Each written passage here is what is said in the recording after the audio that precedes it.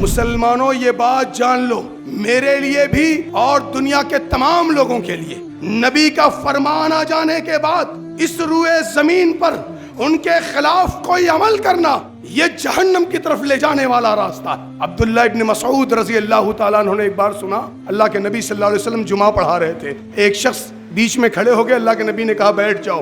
جہاں جوتا نکالنے کی جگہ تھی عبداللہ ابن مسعود وہیں پہنچے تھے، وہیں بیٹھ گئے۔ اللہ کے نبی صلی اللہ علیہ وسلم کی نظر پڑی، کہا اے عبداللہ ابن مسعود آپ کیوں بیٹھ گئے ہو؟ کہا میرے محبوب میں نے سنا آپ نے کہا بیٹھ جاؤ، میں بیٹھ گیا۔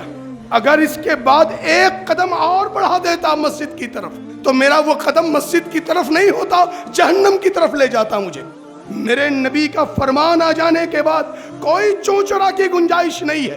یہ بات جان لو، جن کو انگلی کرنے کی عادت ہے کہ نہیں ایسا بھی ہو سکتا ویسا بھی ہو سکتا ہے، انسانی عقلوں کی سوچ جہاں ختم ہوتی ہے، نبوت کی سوچ وہیں سے شروع ہوتی ہے، یہ بات یاد رکھنا۔